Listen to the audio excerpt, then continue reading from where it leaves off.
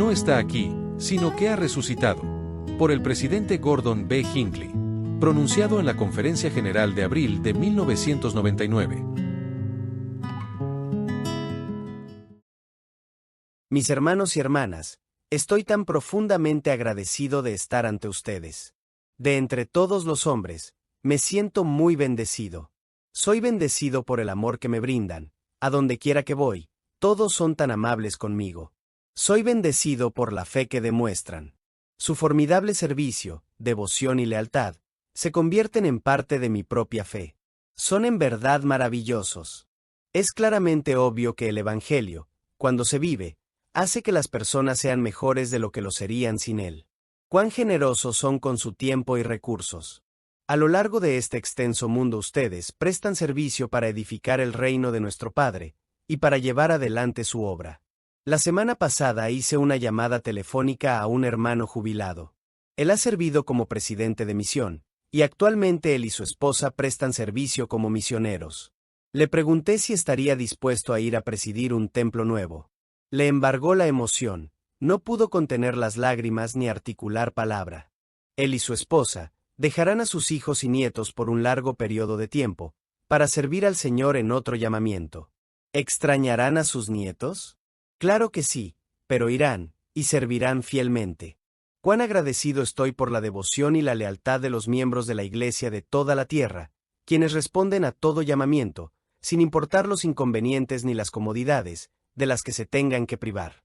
Pero de todas las cosas por las que me siento agradecido, lo que más agradezco esta mañana de Pascua, es el don de mi Señor y mi Redentor. Es el día de Pascua, tiempo en que junto con todo el mundo cristiano, conmemoramos la resurrección de Jesucristo.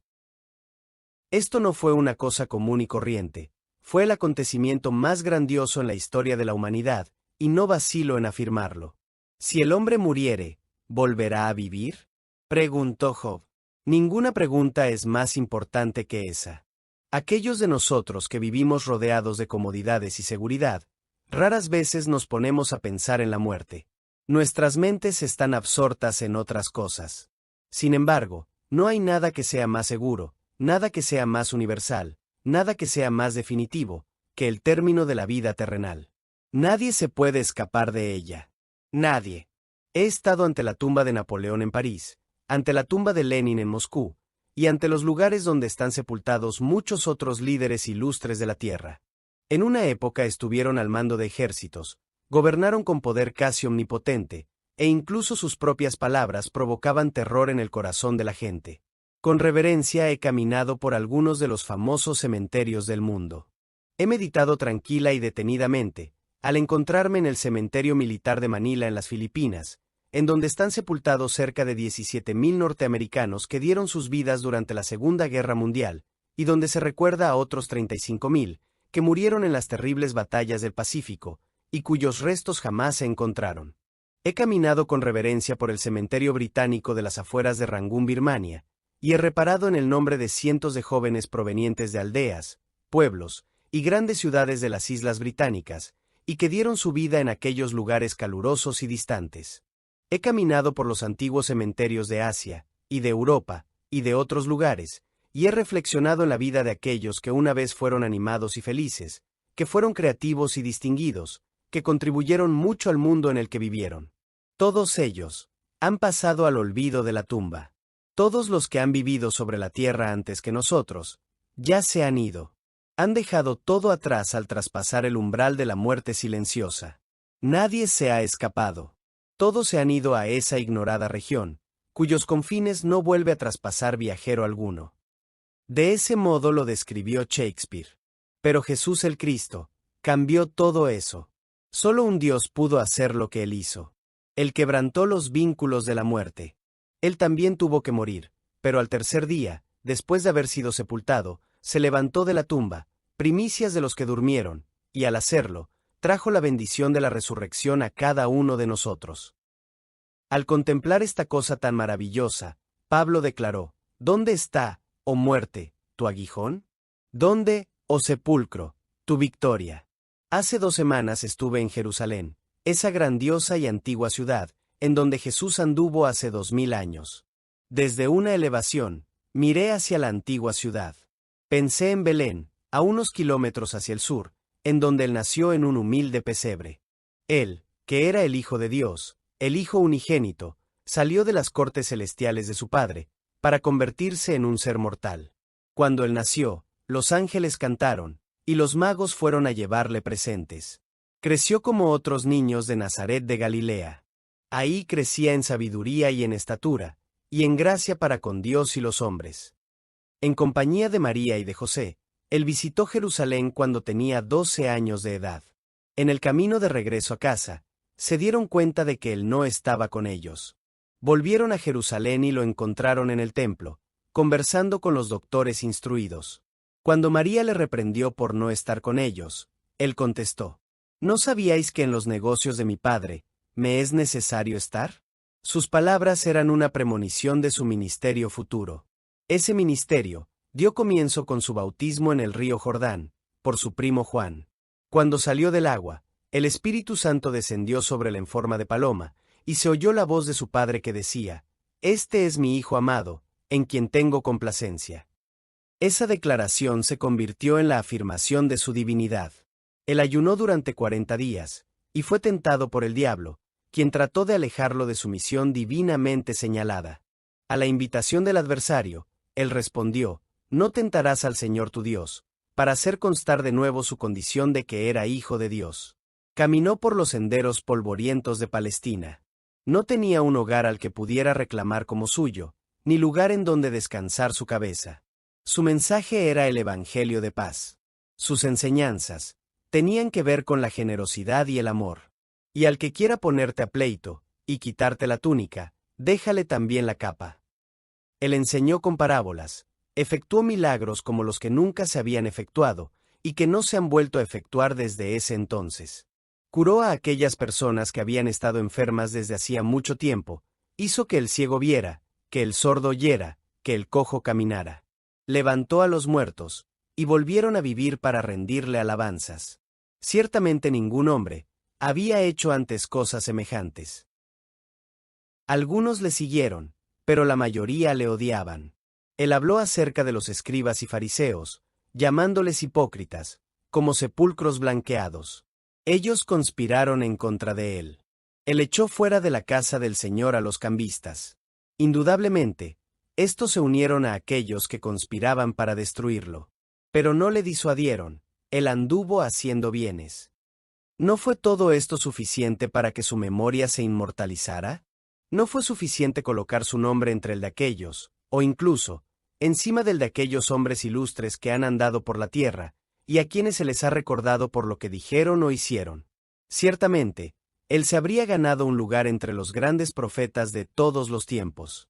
Pero todo eso no fue suficiente para el Hijo del Todopoderoso. Fue tan solo una introducción de las cosas aún más grandes que habrían de venir. Estas se llevaron a cabo en una manera extraña y terrible. Él fue traicionado, arrestado, condenado a muerte, a morir en la horrorosa agonía de la crucifixión. Su cuerpo vivo fue clavado a una cruz de madera. En un dolor inconcebible, su vida lentamente se fue consumiendo. Cuando aún le quedaba aliento, exclamó: Padre, perdónalos, porque no saben lo que hacen. La tierra tembló cuando su espíritu salió de su cuerpo. El centurión, que lo había presenciado todo, declaró con solemnidad: verdaderamente este era Hijo de Dios. Los que le amaban, bajaron su cuerpo de la cruz, lo prepararon y lo colocaron en un sepulcro nuevo, que ofreció José de Arimatea. La tumba fue sellada con una gran piedra en la entrada, y se le puso guardia. Sus amigos debieron haber llorado. Los apóstoles, a quienes él amó, y a quienes había llamado como testigos de su divinidad, lloraron. Las mujeres que le amaban, lloraron. Nadie había comprendido lo que él había dicho en cuanto a levantarse al tercer día. ¿Cómo podían entender? Eso jamás había ocurrido. Era totalmente inaudito, era increíble, incluso para ellos. Debieron haber tenido un terrible sentimiento de desánimo, desesperanza y sufrimiento al pensar en que la muerte les había arrebatado a su Señor. Pero ese no fue el fin.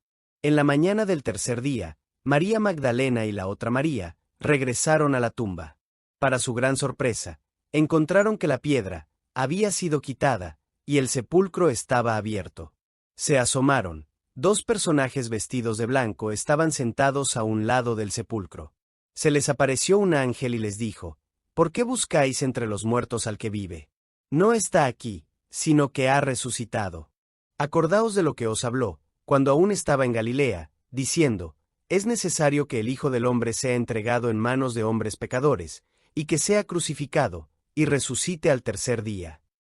Esas sencillas palabras, no está aquí, sino que ha resucitado, se han convertido en las palabras más profundas de toda la literatura. Son la declaración del sepulcro vacío. Son el cumplimiento de todo lo que él había hablado, concerniente a levantarse de nuevo.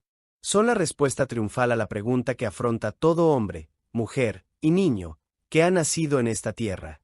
El Señor resucitado le habló a María, y ella le contestó. Él no era una aparición, no era una imaginación, era real, tan real como lo había sido en la vida mortal. Él no permitió que ella lo tocara, porque aún no había ascendido a su Padre en los cielos.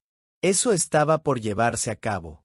¿Qué reunión se ha de haber llevado a cabo, al ser abrazado por el Padre que le amaba, y que también debió haber llorado por él, durante sus horas de agonía? Él aparecería más tarde a 2 hombres en el camino a Emaús. Conversaría y comería con ellos. Se reuniría con sus apóstoles a solas, y les enseñaría. Tomás no se encontraba presente la primera vez. La segunda vez, el Señor le invitó a que palpara sus manos y su costado. Totalmente maravillado exclamó: «Señor mío y Dios mío». En una ocasión el Señor habló ante 500 personas. ¿Quién puede impugnar la autenticidad de estos hechos? No existe ningún registro, acerca de ninguna renuncia del testimonio, de aquellos que tuvieron esas experiencias. Existen numerosas evidencias de que ellos testificaron de esos acontecimientos durante toda su vida, incluso al dar sus propias vidas, en afirmación de la realidad de las cosas que habían experimentado. Su palabra es clara, y su testimonio es seguro. Millones de hombres y mujeres, a través de los siglos, han aceptado ese testimonio. Innumerables personas han vivido y han muerto en afirmación de esa verdad, que ha venido a ellos por el poder del Espíritu Santo, y que simplemente no podían negar. Seguramente nunca se ha puesto tan extensamente a prueba la validez de ningún otro acontecimiento de la historia de la humanidad. Y existe otro testigo. Este compañero bíblico, el Libro de Mormón, testifica que él se apareció no solamente a los habitantes del viejo mundo, sino también a los del nuevo. Porque no había él declarado en una ocasión: también tengo otras ovejas que no son de este redil, aquellas también debo traer, y oirán mi voz, y habrá un rebaño, y un pastor? Él se apareció a los habitantes de este hemisferio, después de su resurrección. Al descender por las nubes de los cielos, se oyó de nuevo la voz de Dios, el Eterno Padre, declarando solemnemente: «He aquí a mi Hijo amado, en quien me complazco, en quien he glorificado mi nombre, a él oíd». Aquí volvió a llamar a 12 apóstoles, que serían testigos de su nombre y de su divinidad. Enseñó a la gente, les bendijo, y los sanó, tal como lo había hecho en Palestina, y reinó la paz en la tierra durante 200 años, cuando la gente se esforzó por vivir de acuerdo con lo que les había enseñado. Y si todo esto no fuese suficiente, está el testimonio, seguro, certero e inequívoco, del gran profeta de esta dispensación, José Smith. Cuando era joven, se fue al bosque a orar para buscar luz y entendimiento. Ahí aparecieron ante él 2 personajes, cuyo fulgor y gloria no admiten descripción, estando en el aire arriba de él. Uno de ellos le habló, llamándole por nombre, y dijo, señalando al otro: «Este es mi Hijo amado, escúchalo». Ese mismo José declaró en una ocasión subsiguiente: «Y vimos la gloria del Hijo, a la diestra del Padre, y recibimos de su plenitud». Y ahora, después de los muchos testimonios que se han dado de él, este es el testimonio, el último de todos, que nosotros damos de él, que vive. De modo que en esta hermosa mañana de Pascua, como siervos del Todopoderoso, como profetas y apóstoles en su gran causa, elevamos nuestras voces en testimonio de nuestro Salvador inmortal. Él vino a la tierra como el Hijo del Padre Eterno, hizo lo que Isaías profetizó que haría. Él llevó nuestras enfermedades, y sufrió nuestros dolores. Mas el herido fue por nuestras rebeliones, molido por nuestros pecados. El castigo de nuestra paz fue sobre él, y por su llaga fuimos nosotros curados. En inmortalidad sempiterna, Se levantó al tercer día del sepulcro cavado de la roca, y habló con muchos. Repetidamente su padre afirmó que era hijo de él. Demos gracias al Todopoderoso, su Hijo glorificado quebrantó los lazos de la muerte, la victoria más grandiosa de todas. Tal como Pablo declaró, porque así como en Adán todos mueren, también en Cristo todos serán vivificados. Él es nuestro Señor triunfante, Él es nuestro Redentor que expió nuestros pecados. Por medio de su sacrificio redentor, todos los hombres se levantarán de la tumba. Él ha abierto el camino, mediante el cual obtendremos no solo la inmortalidad, sino también la vida eterna. Como apóstol del Señor Jesucristo, testifico de estas cosas, en este día de Pascua. Hablo con solemnidad, reverencia y gratitud, en el nombre del Señor Jesucristo. Amén. Usted ha escuchado a Gordon B. Hinckley, con su discurso titulado, No está aquí, sino que ha resucitado, en la Conferencia General de abril de 1999.